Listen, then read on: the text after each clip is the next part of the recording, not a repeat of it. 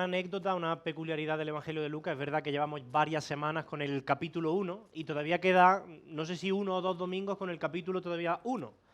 Y es que la peculiaridad es que el capítulo 1 de Lucas es el más extenso de todo el Nuevo Testamento, ¿vale? El Evangelio de Lucas tiene muchas peculiaridades y una de ellas, que es precisamente lo que vamos a ver hoy, es que Lucas, este médico y evangelista, hace un marcado énfasis en las mujeres. Y en medio de una sociedad tremendamente patriarcal y machista, como la del siglo I, que en muchos casos se ninguneaba y se despreciaba a las mujeres, Lucas, inspirado por el Espíritu de Dios, va a poner en alto a las mujeres, va a ensalzar a las mujeres. Y va a destacar más que ningún otro evangelista la importancia que las mujeres tienen en la obra redentora de Dios para con la humanidad. Este evangelio nos recuerda probablemente más que ningún otro, todos lo hacen, ¿no? Pero hay un énfasis especial en el profundo amor que Dios siente hacia las mujeres. Podríamos decir que Lucas, o mejor dicho, el Espíritu de Dios que inspiró a Lucas, quiere dejarnos muy claro que las mujeres tienen un papel fundamental en el plan de Dios. De hecho, no hay más que ver también nuestras iglesias, ¿no? La mayor parte de los miembros de nuestras iglesias, a día de hoy, en todo Occidente, son mujeres. Tú vas a una reunión de oración en cualquier lugar de Occidente y estadísticamente, la mayoría son mujeres. Suelen mostrar un mayor compromiso con su fe y eso debería estimularnos a nosotros, a los hombres, a asumir también nuestra responsabilidad como guías espirituales de nuestros hogares, a no relajarnos. Pero sea como sea, es evidente que dentro del plan soberano de Dios, las mujeres tienen un papel fundamental. Y en esta predicación Dios quiere recordaros, mujeres, que Él quiere usaros poderosamente. Y no importa cuál sea tu edad. Aquí acabamos de leer un pasaje donde aparece María, una joven muchacha de aproximadamente 13 años, tendría en aquel momento, o Elizabeth, una mujer bastante mayor, avanzada en edad, decía Zacarías, recordáis, por no llamarla vieja, ¿no? Muy bien, pues el texto que acabamos de leer yo lo he dividido en 3 partes, ¿vale? La primera parte, Juan salta. La segunda parte, Elizabeth bendice. Y la tercera parte, María alaba. Juan salta, Elizabeth bendice y María alaba. Y ahora quiero que me acompañéis de nuevo al texto. El versículo 39 dice así. Primer punto, Juan salta. Dice, en estos días, María, esta muchachita, se levantó y fue apresuradamente a la región montañosa, a una ciudad de Judá. Y entró en casa de Zacarías y saludó a Elizabeth. Y aconteció que cuando Elizabeth oyó el saludo de María, la criatura que hizo, saltó. Juanito salta en el vientre. Juanito el Bautista. Y dice seguidamente que Elizabeth fue llena del Espíritu Santo. Vale, quiero que nos detengamos aquí un momento, ¿vale? Lucas nos dice que María, que vivía al norte de Palestina, ¿vale? Al norte de Palestina, ahora que estamos quizá un poco más habituados al mapa de Palestina y tal, bueno, pues ella vivía al norte de Palestina, en una ciudad llamada Nazaret de Galilea. Y dice el texto que ella se levanta rápidamente y apresuradamente se dirige en dirección sur hacia una ciudad de Judea a visitar a una mujer llamada Elizabeth, que sabemos que tenían un vínculo de parentesco, eran primas, además de hermanas en la fe, ¿no? Muy bien. Los comentaristas dicen que Zacarías y Elizabeth, su prima, vivían en una ciudad conocida como Hebrón. Si eso es así, la distancia entre Nazaret, donde vivía María, y Hebrón es de unos 150 kilómetros. Así que María se levanta velozmente, con entusiasmo, y emprende un viaje, ella sola, de 150 kilómetros, en un tiempo donde no había carreteras asfaltadas como las que tenemos hoy, donde desplazarse no era tan sencillo, donde no había automóviles ni autobuses, y los viajes debían hacerse o a pie o en burro. Así que este era un viaje de varios días. Claro, la pregunta que a mí me surge cuando yo leo esto y me detengo es, vale, ¿por qué? ¿Por qué María emprende sola un viaje tan largo para visitar a su prima Elizabeth? Bueno, si recordáis la predicación de la semana pasada, el ángel Gabriel se le había aparecido a María y en el versículo 36 le dijo, y he aquí tu parienta Elizabeth, le dijo el ángel, en su vejez también ha concebido un hijo. Era milagroso porque ella era estéril, si lo recordáis. Y este, dice el ángel, es el 6º mes para ella, la que llamaban estéril. Así que por un lado, María quiere visitar a su prima Elizabeth por lo que el ángel le acaba de decir, le acaba de comunicar una buena noticia. Oye, que tu prima, la estéril, ha quedado embarazada. Y ella quiere celebrar junto a su prima. Estos son motivos de alegría, son buenas noticias. Y además María quiere decirle todo lo que el ángel le ha dicho. Quiere tener ese encuentro. Pero pensándolo bien, creo que hay otra razón más existencial todavía de por qué María se levanta apresuradamente para visitar a su prima, Elizabeth. Piensa que María también ha quedado embarazada. Y bueno, las mujeres que habéis tenido hijos, especialmente las que lo habéis tenido más recientemente, sabéis que esa no es una noticia fácil de guardar, ¿verdad? En el momento que tú te enteras que está embarazada, ¡buf!, la mente ya está maquinando, madre mía, ¿y cómo lo digo? ¿Y a quién se lo digo? ¿Y cuándo lo digo? ¿Y de qué manera lo voy a hacer? Es como que no puedes contener esta noticia. Necesitas contarlo a alguien. Pero claro, aquí hay un problema. María se ha enterado de que ha quedado embarazada por el Espíritu Santo. ¿A quién le cuentas tú eso?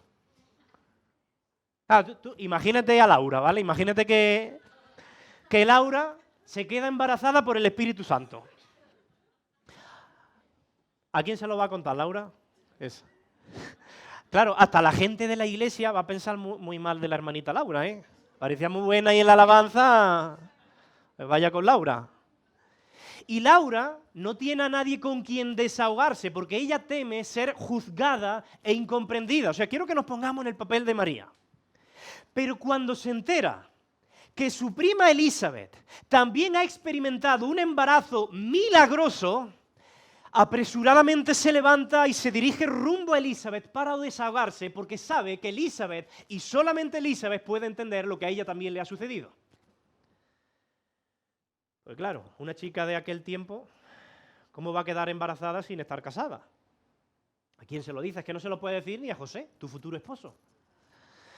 Así que ella viaja por 2 motivos principales. En primer lugar, celebrar la buena noticia del embarazo de su prima, darle un abrazo, decirle lo que el ángel le ha dicho a ella. Pero por otro lado, ella necesita desahogarse. Necesita compartir su carga con alguien que pueda entenderla, ¿no? Muy bien, pues María, después de ese largo y difícil viaje, llega allí con sentimientos y emociones encontradas. Por un lado, pues tiene emociones de alegría por la buena noticia, pero por otro lado, tiene mucha preocupación, madre mía. ¿Y cómo yo voy a decir esto luego a mi esposo José y lo que van a pensar de mí? Piensa que la podrían haber acusado de adulterio. Y en aquel tiempo eso significaba morir apedreada.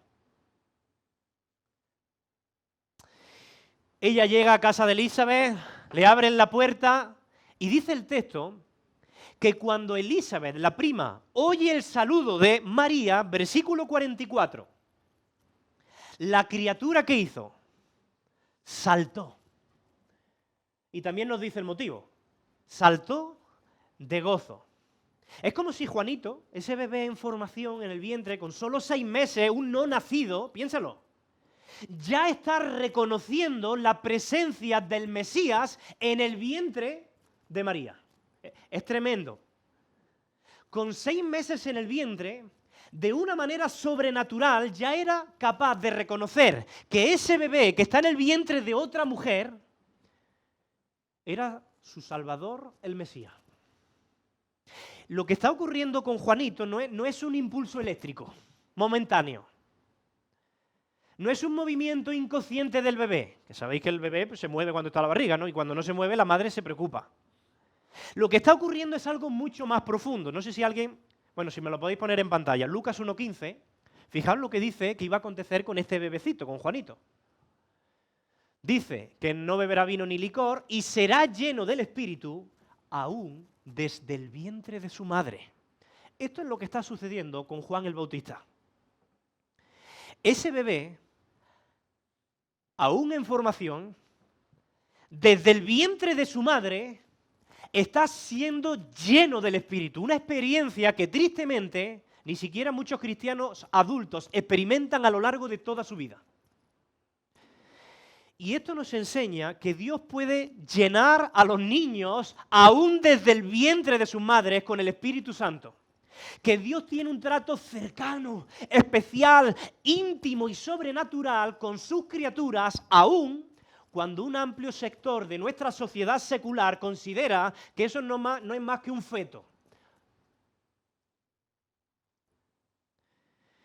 El aborto es probablemente la mayor injusticia social de nuestro tiempo. Y Dios va a pedir cuentas por cada vida arrebatada de estas criaturas indefensas.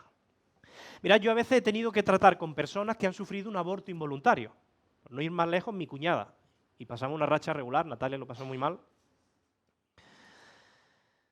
Y consuela mucho saber que esa criatura, que ellos no tuvieron el privilegio de conocer, fue conocida, amada y cuidada por su hacedor en el vientre de su madre. Y que Dios trató de una manera especial, sobrenatural e incomprensible con esas criaturas. ¿Cómo trata Dios con un bebé no nacido? No tengo ni la menor idea de cómo lo hace, pero sé que lo hace. ¿Cómo trata Dios con personas que tienen discapacidades mentales? No tengo ni idea de cómo lo hace, pero sé que mi Dios es soberano y lo hace. Y que la misericordia de Dios alcanza incluso a aquellas personas y a aquellas criaturas a quienes nosotros no podemos alcanzar. Pero mirad lo que sucede inmediatamente después de que Juan salta en el vientre. Versículo 41. Dice, la criatura saltó en el vientre y seguidamente, ¿qué sucede? Y Elizabeth fue llena del Espíritu Santo. Claro, nosotros podemos estar leyendo la Biblia en nuestro tiempo devocional, leemos esto y seguimos el siguiente versículo como si nada, pero detente un momento. Lucas está aquí ensalzando a las mujeres. Y lo que Lucas acaba de decir es una frase revolucionaria. Elizabeth fue llena del Espíritu Santo. Una mujer siendo llena del Espíritu Santo. Mirad, esto es impresionante, porque si tú estudias todo el Antiguo Testamento, de hecho, en aquel tiempo el Nuevo Testamento todavía no había sido escrito. Si tú estudias todo el Antiguo Testamento, siempre que una persona es llena del Espíritu, es un varón.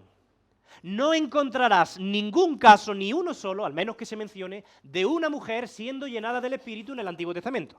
En el Nuevo sí, en el Antiguo Testamento no. Todos sin excepción son hombres. Por ejemplo, Noé fue lleno del Espíritu, José en Egipto, Moisés, los 70 ancianos, el falso profeta Balaam, Josué, 4 jueces fueron llenos del Espíritu, Saúl, el rey David, los profetas. Pero en el Antiguo Testamento nunca se habla de una mujer llena del Espíritu. Y nada más comenzar su evangelio, Lucas en el capítulo 1 nos dice que no solamente María concibe por el poder del Espíritu, sino que Elizabeth experimenta la llenura, la plenitud del Espíritu. Así que vemos que Dios está haciendo algo novedoso, poderoso, algo impresionante e inaudito para la sociedad de ese tiempo, incluso para la sociedad creyente. Y dice que Elizabeth llena del Espíritu Santo, versículo 43, fijaos lo que dice.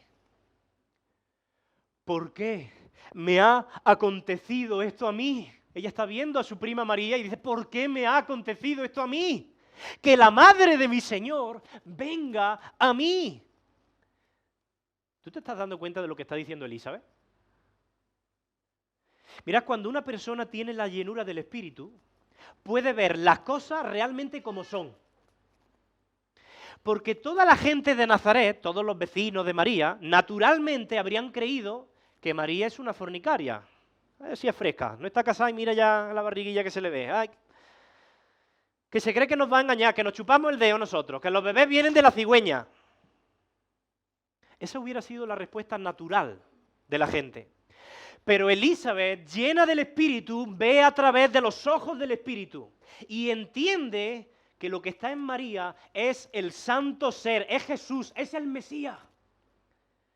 Y esa es una de las funciones del Espíritu Santo. El Espíritu Santo viene a nuestra vida para revelarnos la verdad tocante a la realidad.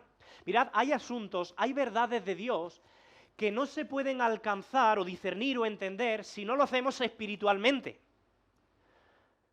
Hay verdades a las que no se llega a través de un simple razonamiento natural. Y que solo en una estrecha comunión con Dios y dependencia del Espíritu podemos entender. Eso es lo que Pablo dice cuando escribe la carta a los Corintios, en 1 Corintios 2:14. Fijaos lo que dice Pablo a la iglesia. Mirad, el hombre natural no percibe, no acepta las cosas del Espíritu de Dios, porque para él son locura, dice otra versión, en necedad, y no las puede entender porque se deben discernir espiritualmente. Esa es una de las funciones del Espíritu, ayudarnos a entender la realidad. Y el versículo 45 también dice que Elizabeth le dice a María, bienaventurada la que creyó. Fíjate que no dice, bienaventurada la fornicaria, la adúltera, la sinvergüenza. Dice, bienaventurada tú, María, porque tendrá cumplimiento lo que te fue dicho por parte del Señor. ¿Qué es lo que el Señor le había dicho a María? ¿Lo recordáis? ¿Qué le había dicho el Señor a María?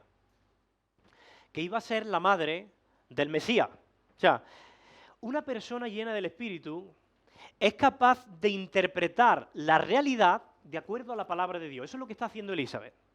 Elizabeth no está viendo a María, su prima, con ojos malos, sino que la recibe como la madre del Mesías.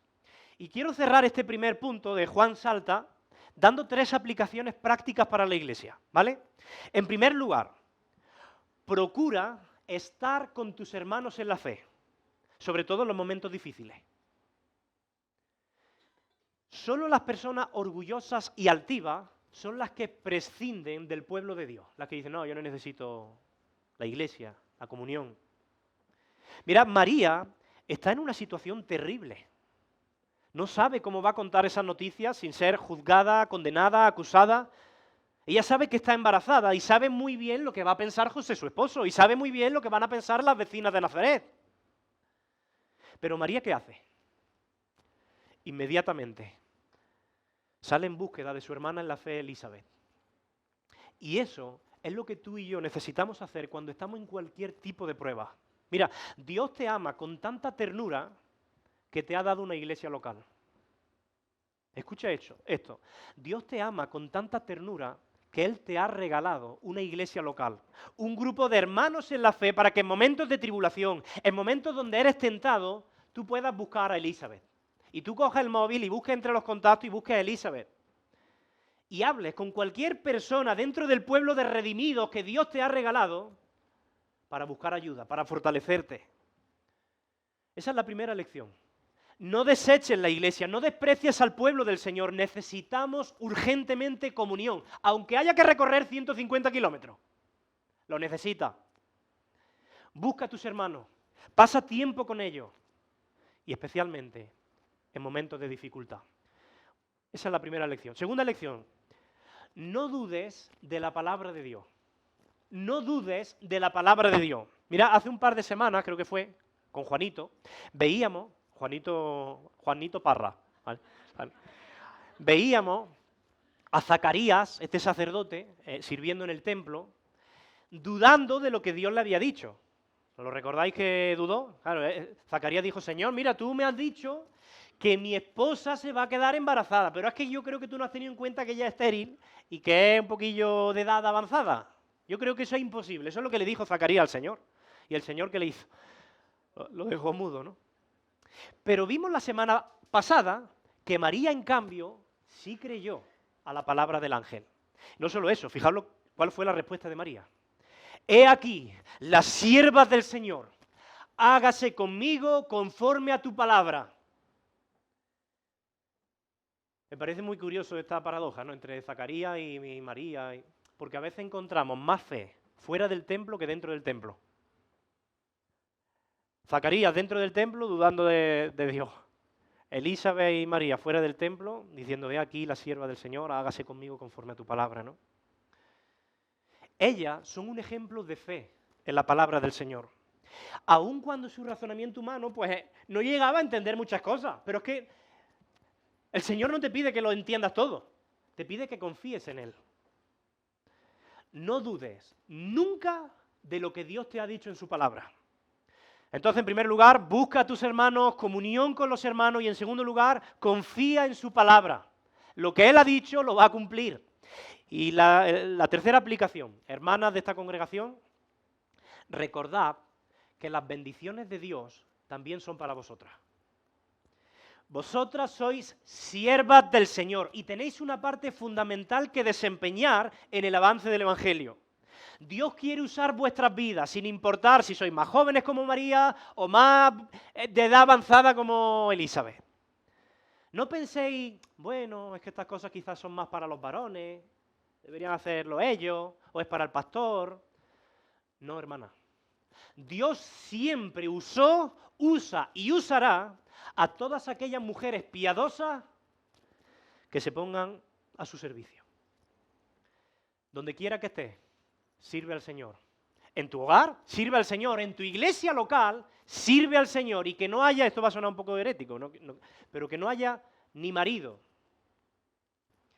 ni crítica, ni prejuicio que os frene en vuestro amor, entrega y servicio al Señor. Cierro el primer punto de Juan o Juanito salta.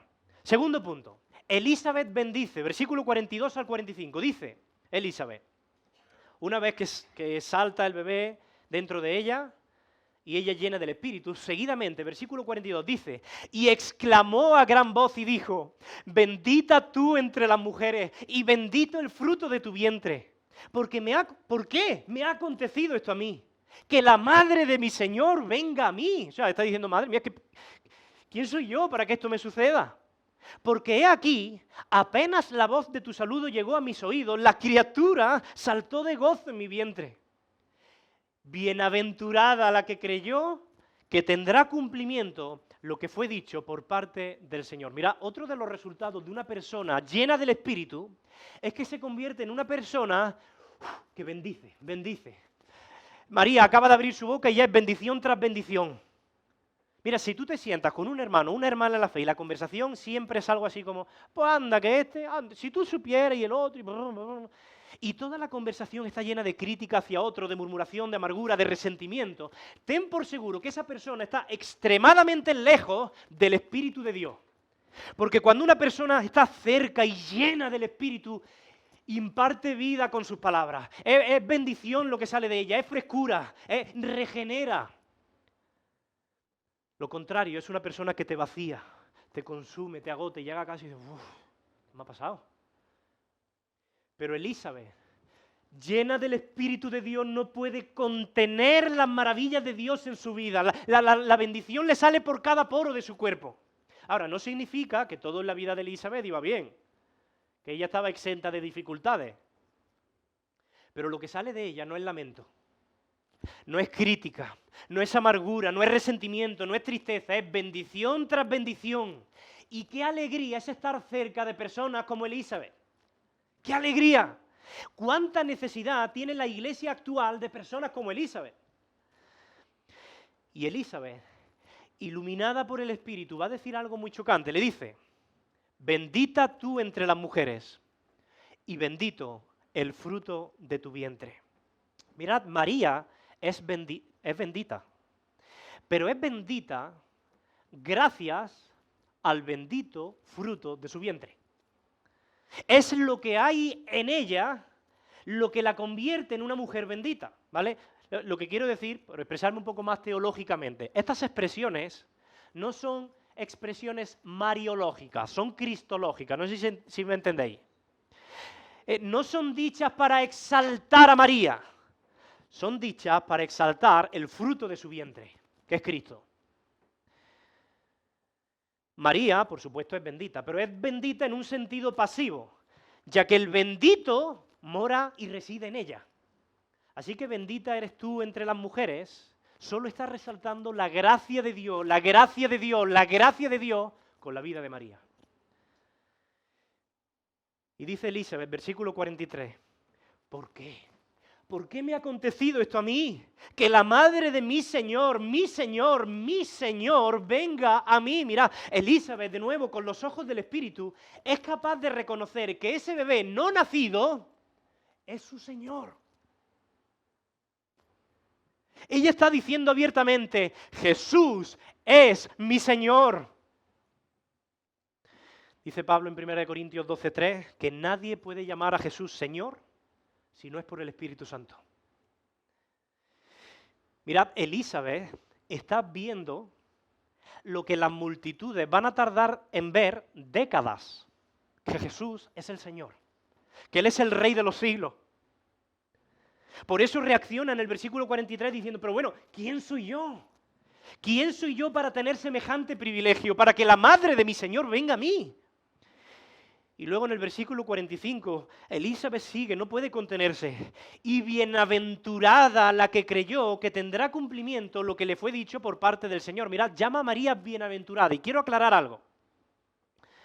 La enseñanza del Evangelio de Lucas, y no solo del Evangelio de Lucas, de todo el Nuevo Testamento, es que todos aquellos que creen en Jesucristo como Señor y Salvador son bienaventurados. El título de bienaventurada no es algo especial y único y exclusivo de María. Si tú crees que Jesús es tu Señor y Salvador, tú eres bienaventurado. Por eso el texto dice, ¿bienaventurada quién? La que creyó. ¿Tú crees? Eres bienaventurado, eres bienaventurada. Si tú y yo tenemos fe a día de hoy, no es para que nos gloriemos nosotros, es que yo soy más listo que otro, es que yo mire cómo fue. No, no, no, no. La fe es un regalo de Dios Padre. No sé si recordáis cuando Jesús le pregunta a los discípulos, ¿quién dicen los hombres que soy yo? ¿No recordáis toda esa escena? Y Pedro dice, tú eres el Cristo, el Hijo del Dios viviente. ¿Qué le contesta Jesús? Dice, ¿esto no te lo reveló? Bueno, bienaventurado eres, Simón, hijo de Jonás, porque esto no te lo reveló carne ni sangre. ¿Sino quién? Mi Padre, que está en los cielos. Es el Padre el que revela esta verdad a nuestros corazones. Mira, tú puedes ir a la iglesia y estar sentado domingo tras domingo en una iglesia evangélica, escuchando, por ejemplo, que Jesús es el Señor, que Jesús murió por tus pecados, que Jesús resucitó al tercer día, y no ver la gloria de esas afirmaciones. Pero hay un momento cuando el Espíritu Santo llega a tu vida con poder, cuando el Espíritu Santo penetra en tu corazón, que tú dices, ¡wow! ¿Cómo es esto? Jesús es mi Señor. Y Jesús ha muerto por mis pecados y Él ha resucitado por mí, y Él ha vencido la muerte y Él me ha dado esperanza. Y el Espíritu lo cambia todo. Y esa fe es obra del Espíritu Santo en nosotros. Y todos los que hemos experimentado esa fe, esa experiencia personal, somos bienaventurados. Mirad, otra de las evidencias de una mujer o de un hombre lleno del Espíritu es su capacidad de alegrarse con las bendiciones que Dios da a otros. Pensad por un momento si Elizabeth hubiera sido una mujer amargada. Ella podría haber dicho, a ver, oye, Señor, espérate un momento. Que es que, no sé si te has olvidado, pero yo soy la esposa del pastor. Que es que mi esposo es Zacarías, el sacerdote que está todos los días sirviendo en el templo. Que es que nosotros somos una familia consagrada desde el principio. Llevamos toda la vida sirviéndote.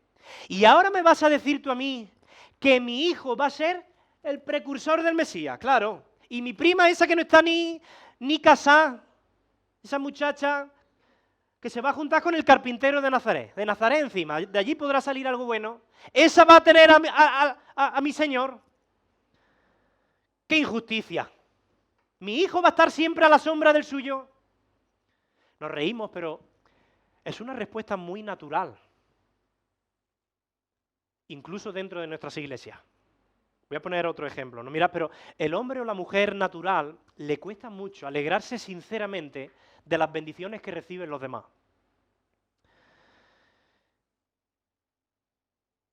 Hermano, si tú ves a una persona a la que Dios bendice en tu iglesia, alégrate con él. Dale gloria al Señor. Si Dios le ha dado a alguien dones que tú no tienes, no te pongas celoso por eso. Mira, un cristiano lleno del Espíritu es alguien que se va a regocijar de la diversidad de dones y de diversidad de bendiciones que Dios ha dado a su pueblo. Mira, yo le he preguntado muchas veces, por seguir con Laura, que me he metido antes con ella, yo le he preguntado muchas veces a Dios, ¿por qué a mí Dios no me ha dado el don o el talento natural de tener una bonita voz para cantar? Pues me gustaría, y veo a Laura y digo, jolín, ¿cómo puede bendecir a la iglesia? ¿Cómo? Yo no tengo que cogerle manía a Laura. Yo tengo que alabar a Dios porque Dios puede usar a Laura en lugares donde yo no sirvo absolutamente para nada. Y viceversa también. O sea, Laura no tiene por qué tener celos si a lo mejor a mí el Señor en algunas áreas me utiliza. Sino que juntos, como primos, como María y Elizabeth, como hermanos en la fe, nos vamos a regocijar el uno en el otro y en lo que Dios está haciendo a través de nosotros y en nosotros para gloria del Señor. Eso es lo que hace la llenura del Espíritu. Pero te pregunto, hermano, hermana, ¿te gozas con los que se gozan o te cuesta un poquillo? Por ejemplo, imagina que al terminar este culto, tú escuchas que a los líderes de jóvenes de esta iglesia, a Javi y a Miriam, los padres de los adolescentes y de los jóvenes han decidido en unanimidad darles una ofrenda de 2.500 euros por la entrega y el servicio durante estos años, ¿vale? Entonces se lo transmiten a ellos no se pueden contener esta noticia y se te acercan, ¿sabes lo que nos han dicho? Y te lo cuentan, ¿no? Javi y Miriam te cuentan esta noticia. ¿Cómo reaccionarías cuando estás en el coche y vas de camino a casa?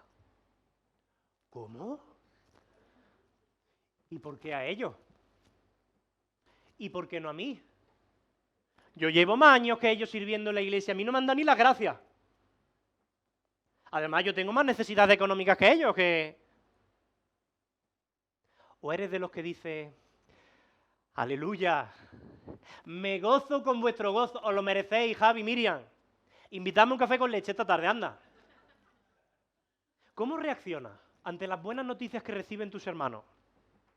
Mira, a mí me ha pasado que alguna vez hermanos de esta congregación se me han acercado a compartirme una buena noticia laboral, económica, incluso una noticia por la que quizá llevábamos meses orando como iglesia en las reuniones de oración. Y yo a veces le he preguntado, pero bueno, ¿cómo es que no has compartido esto en la iglesia? ¿Por qué no lo has comunicado? Y a veces, ¿sabéis cuál ha sido la respuesta? No, es que no quiero que se entere fulanito para que no se sienta mal. ¿Cómo? La iglesia debe ser una comunidad de personas donde la envidia no tiene cabida. Donde nos gozamos con las alegrías y las bendiciones de los otros, porque eso es una señal de que el Espíritu de Dios está ahí. Elizabeth es un ejemplo de una verdadera hija de Dios, llena del Espíritu, y nos está animando a ser como ella. Y por supuesto, yo estoy seguro, si tú eres capaz de gozarte con Javi y Miriam en esa alegría, a lo mejor te dan algo más que un café con leche. A lo mejor pilla algo de esos 2.500. Amén. Amén, Javi, Miriam. Los veo convencidos, ¿no? Muy bien, tercer y último punto. Hemos visto Juan salta, Elizabeth bendice, pero ahora vemos a María. María alaba, versículo 46 en adelante. Mira, esta sección que la vamos a leer ahora engloba toda la alabanza de María. Se conoce como el Magnificat. ¿Habéis escuchado alguna vez esa palabra? Magnificat. Es una expresión latina que precisamente viene de la primera palabra del Cántico de María, que significa engrandece, magnifica, magnificad al Señor, ¿no? Eso es lo que, por eso se le llama así. Y dice así, entonces María dijo, su reacción, mi alma engrandece, magnifica, de ahí magnificad, al Señor, y mi espíritu se regocija, ¿en qué? En Dios mi Salvador, porque ha mirado la humilde condición de esta su sierva. Otras versiones dicen la bajeza de esta sierva. Pues he aquí, desde ahora en adelante, todas las generaciones me tendrán por bienaventurada, porque grandes cosas ha hecho el poderoso y santo es su nombre. Y de generación en generación es su misericordia para los que le temen. Ha hecho proezas con su brazo, ha esparcido a los soberbios en el pensamiento de sus corazones, ha quitado a los poderosos de sus tronos, ha exaltado a los humildes. A los hambrientos ha colmado de bienes y ha despedido a los ricos con las manos vacías. Ha ayudado a Israel su siervo para recuerdo de su misericordia, tal como dijo a nuestros padres, a Abraham y a su descendencia para siempre.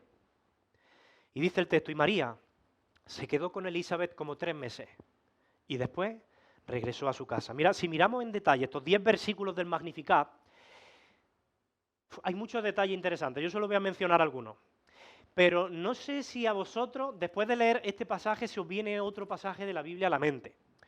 Porque hay otro texto en el Antiguo Testamento que tiene mucha similitud con el Magnificat de María. Es un texto que está en 1 de Samuel, capítulo 2.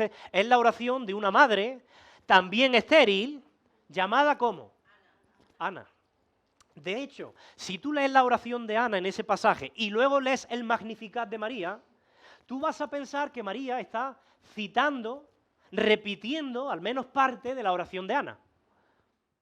No solo eso, en los solos 10 versículos del Magnificat hay como mínimo 30 referencias al Antiguo Testamento. Es impresionante. O sea, tú piensas, una jovencita como María de aproximadamente 13 años, no olvides esto, está haciendo una oración de alabanza espontánea a Dios con aproximadamente 30 referencias al Antiguo Testamento. ¿Qué nos enseña eso?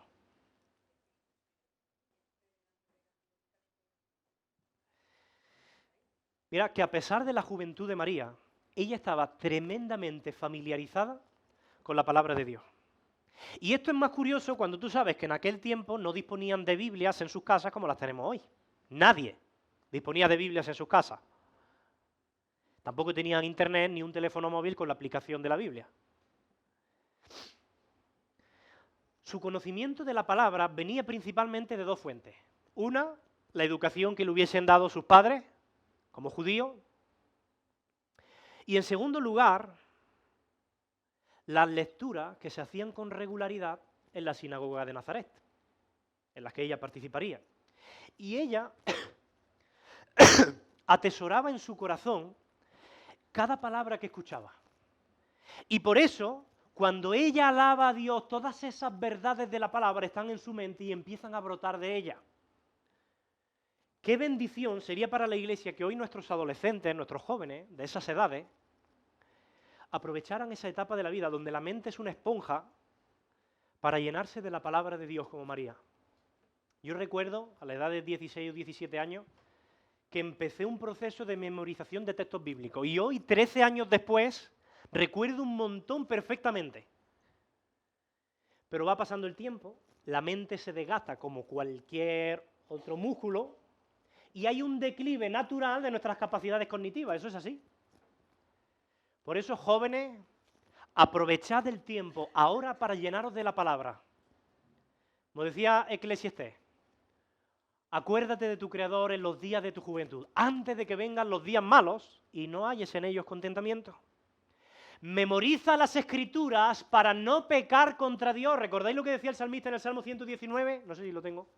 Sí. En mi corazón he atesorado, he guardado tus dichos para no pecar contra ti. Muy bien, pues María, después de ver que es una muchacha entregada a la palabra de Dios, quiero dividir rápidamente el Magnificat en dos partes. Porque si tú lees el Magnificat se ve como una estructura. La primera parte, los primeros versículos, del 46 al 49, hablan de la bondad de Dios hacia mí, hacia María, ¿no? Y el resto de la bondad de Dios hacia el pueblo de Dios. Entonces, la bondad de Dios hacia mí, hacia María, versículo 46, dice, entonces María dijo, mi alma engrandece al Señor y mi espíritu se regocija en Dios, ¿qué? Mi Salvador, porque ha mirado la humilde condición de esta su sierva. Pues he aquí, desde ahora en adelante, todas las generaciones me tendrán por bienaventurada, porque grandes cosas me ha hecho el poderoso y santo es su nombre. María arranca dando gloria a Dios porque Dios se ha fijado en ella. Y ella reconoce que es que no hay nada especial en ella. Ella dice, mira la bajeza de esta sierva, la humilde condición. Ella sabe que es una simple muchacha, que está a punto de casarse con un simple carpintero de Nazaret, una ciudad que, de paso se diga, tiene muy mala fama. Ella sabe que Dios no ha puesto sus ojos en ella por sus cualidades especiales. Ella dice, Dios ha mirado la humilde condición de esta sierva. Y María va a utilizar 3 títulos para referirse a Dios en esta primera parte. lo llama poderoso, lo llama santo. Bueno, hay otro título más, lo vamos a ir viendo poco a poco, ¿no? ¿Por qué María dice en el versículo 49 que Dios es poderoso? Recuerda que ella está muy familiarizada con el Antiguo Testamento, con la palabra de Dios que tenían en aquel tiempo.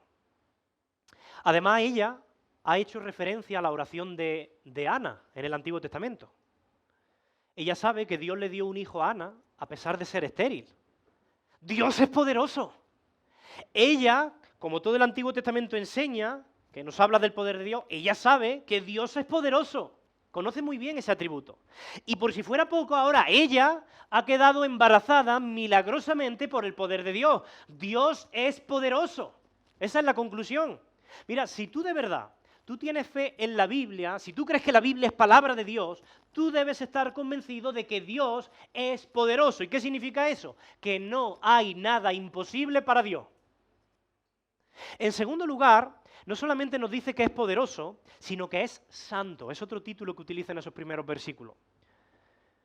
Dios es pureza absoluta sin la más mínima sombra de pecado en él. Esa es la razón por la que los pecadores no arrepentidos y limpiados por la sangre de Cristo no podrán habitar junto a él. Porque Dios no habita donde habita el pecado, dice el Salmo 5:4, porque tú no eres un Dios que se complace en la maldad. El mal o el malo no habitará junto a ti, no mora contigo.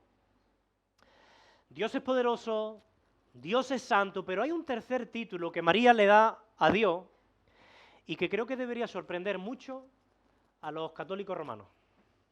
¿Qué título es? Salvador. Versículo 47. Fijaos lo que dice María. Dios se regocija en Dios mi Salvador. Vale, María dice que Dios es su Salvador. ¿Qué nos indica eso?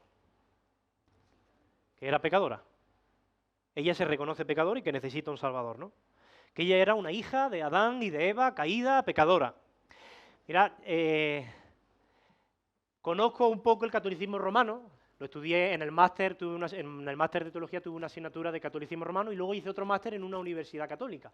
Tuve que leer el catecismo de la Iglesia Católica Romana. Fijaos lo que dice el catecismo oficial de la Iglesia Católica Romana en el artículo 491. Mira lo que dice. Es una cita del Papa Pío IX en el año 1854. Y dice, a lo largo de los siglos, la Iglesia ha tomado conciencia de que María, llena de gracia por Dios, había sido redimida desde su concepción. Es lo que confiesa el dogma, es decir, si no crees esto, eres un hereje. Tienes que aceptar esto para pertenecer a la única Iglesia, según ellos, ¿no? Es un dogma de obligada creencia. ¿El dogma de qué? De la Inmaculada Concepción. ¿Sabéis lo que significa inmaculada? Sin pecado, sin mancha.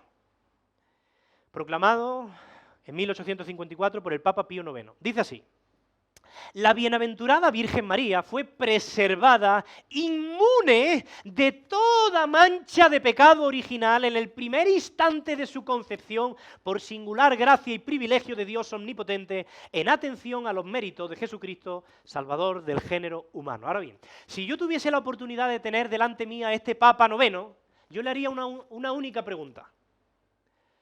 ¿Dónde encuentras eso en la palabra de Dios? Ya está. Porque María mismo, aquí en este texto que hemos leído de Lucas 1, ella no se da a conocer como mujer en los términos del Papa. Ella no dice, yo, bienaventurada por ser preservada, inmune de toda mancha del pecado original. No, no y no. María habla de Dios como su Salvador y eso nos revela de que ella es muy consciente de que es pecadora y de que necesita al Salvador. Ella sabía que necesitaba ser perdonada y alcanzada por la gracia salvadora de Dios. María está alabando a Dios por ser su Salvador personal. Por eso dice en el versículo 47, literalmente, mi espíritu se regocija en Dios, mi Salvador, que no está hablando del Salvador de otro, mi Salvador. Los ángeles no cantan esas cosas, ni dicen esas cosas. Los ángeles no necesitan perdón. Pero los seres humanos pecadores, caídos, rebeldes, corruptos, manchados por el pecado, sí necesitamos decir eso. Y María alaba a su Salvador porque no fue concebida, como dicen los católicos, sin pecado original. Y yo estoy convencido, es que no me cabe la más mínima duda de que si María estuviera viva hoy día, sería la primera en luchar y condenar esa falsa honra antibíblica que la Iglesia Católica le ofrece. Porque ella misma no se ve a sí misma como una mujer inmaculada e impecable. Se ve como una pecadora que ha recibido gracia sobre gracia de parte de Dios su Salvador. Y antes de llegar a la conclusión y cerrar ya la predicación, quiero que pasemos rápidamente a la segunda parte del Magnificat, que es la bondad de Dios hacia su pueblo. Del versículo 50 en adelante dice, y de generación en generación es su misericordia para con los que le temen. Y ha hecho proezas con su brazo, ha esparcido a los soberbios en el pensamiento de sus corazones, ha quitado a los poderosos de sus tronos, y ha exaltado a los humildes, a los hambrientos ha colmado de bienes, y ha despedido a los ricos con las manos vacías, ha ayudado a Israel, su siervo, para recuerdo de su misericordia. Y atención a lo que dice ahora. Tal como dijo a nuestros padres, a Abraham y a tu descendencia para siempre. Mirad, María está reflexionando en todo lo que Dios ha hecho por su pueblo en el pasado. Y todos estos versículos que hemos leído se podrían resumir en uno solo, que además creo que las mujeres lo han estado trabajando en la reunión de mujeres. Un versículo que dice, Dios resiste a los soberbios y da gracia a los humildes.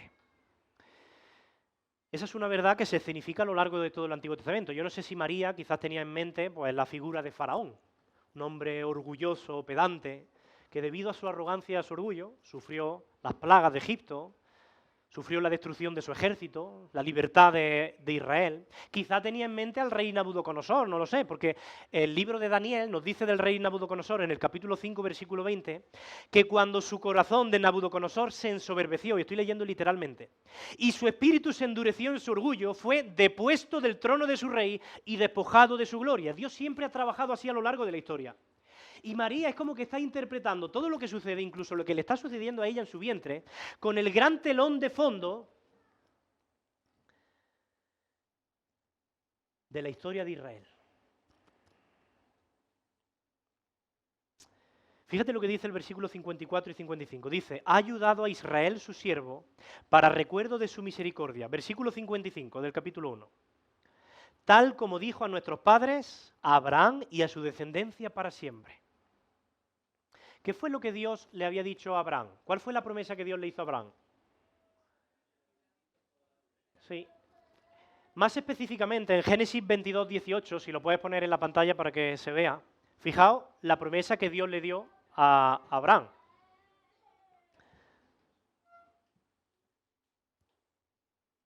Bueno, lo leo yo mientras aparece. Dice así, en Génesis 22, 18. En tu simiente serán benditas todas las naciones de la tierra. En tu simiente serán benditas todas las naciones de la tierra. Esa promesa significa que Dios iba a dar a Abraham una simiente, un descendiente, que no fue su hijo Isaac, a través del cual todas las naciones serían benditas. Y ahora María está interpretando bíblicamente todo lo que está sucediendo en su vientre. Y ella está diciendo, ¡oh! Esto que me está ocurriendo es el cumplimiento de la promesa que Dios le dio hace miles de años a Abraham. Así que, hermano, Dios puede tardar.